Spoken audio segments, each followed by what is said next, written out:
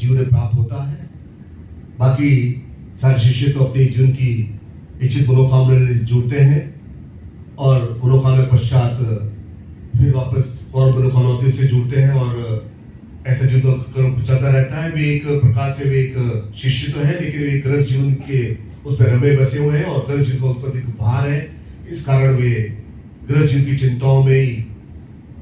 डूबे रहते हैं और गुरु का ध्यान भी रखते हैं, गुरु का चिंतन रखते हैं, लेकिन उससे अधिक एक श्रेष्ठ साधक शिष्य होते हैं जो गुरु की क्रियाओं को, गुरु के ज्ञान को फैलाने का प्रयत्न करते हैं। गुरु की जो भी उनको सदगुरुदेव का जो वाणी उनको प्राप्त हुई है, जो क्रिया प्राप्त हुई है, जो आत्मस्थ चिंतन हुआ है, जो आत्मस्थ बोध हुआ है, उसे और अधिक कीर्ति यश सम्मान वैभव देने का वह प्रयास करते हैं। और इसी काल में सदगुरुदेव ने हमें इस लायक बनाया है, इस पवित्र भूमि पर एक अवसर लेकर उस चिंतन के माध्यम से हमें यह क्रिया दी है, ज्ञान दिया है, श्रेष्ठता दी है, पूर्णता दिया है। और इस अवतरण के दिवस पर विगत कई वर्षों से इस क्षेत्र में काफी ज्यादा शिष्यों ने मेहनत कर एक बहुत बड़ा एक कार्यक्रम के माध्यम से उनकी जो भव्यता उसको बरकरार रखते हुए उस कार्य को पूर्ण किया। और इस साल उन्होंने और अधिक मेहनत करके और अधिक सौभाग्य को प्राप्त करने का एक जो एक क्रिया की है, वह आप सबके शिष्य के फल का ही प्रतिरूप है कि जो आपको प्राप्त हुआ है उसी के अनुसार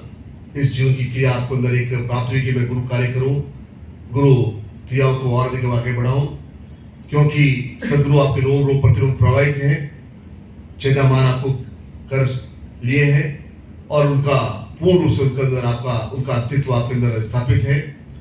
तो जितना अधिक आप गुरु क्रिया, गुरु चिंतन, गुरु चर्चा, गुरु कार्य करेंगे, उतना ही अधिक उस आध्यात्मिक लक्ष्य को प्राप्त करेंगे। क्योंकि ये संभव नहीं है इस काल में कि आप 10 घंटे मन जाप कर सके, 10 घंटे पूजा कर सके, जगदम्बा सिद्ध कर सके, अवध सिद्ध कर सके, हजार कुछ छोटी की साधना तपस्या है। पहले के जमाने में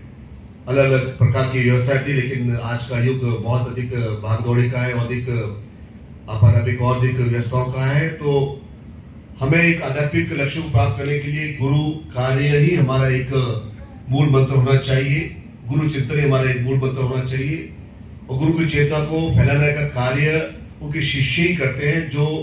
शिष्य एक पूर्ण रूप से उनके क्रिया में डूबे होते हैं, वे शिष्य कर पाते हैं। संसार में हजारों लाखों शिष्य हैं, लेकिन जिनमें एक प्रेम तत्व है वही आगे बढ़कर कार्य करता है। और आप सब ने यह पिछले 3 वर्षों में करके दिखाया है और मुझे अत्यधिक ही प्रसन्नता हुई कि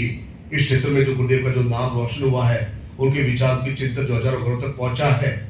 जो गृहस्थी में कार्य में लगे हुए हैं, बच्चों में अच्छे संस्कार पड़े हैं, वे अपने घर में एक अच्छा वातावरण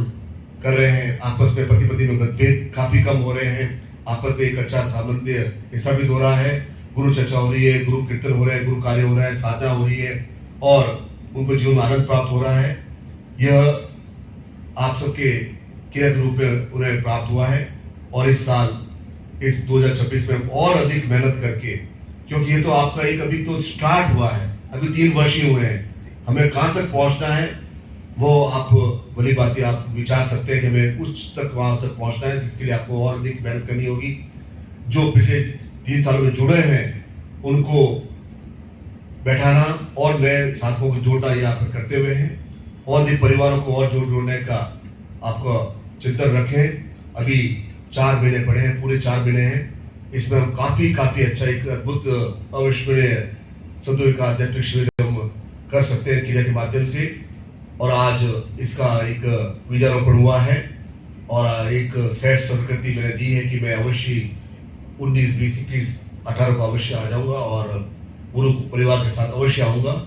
और आपके साथ 3 दिन एक आध्यात्मिक चेतना से भरपूर होंगे।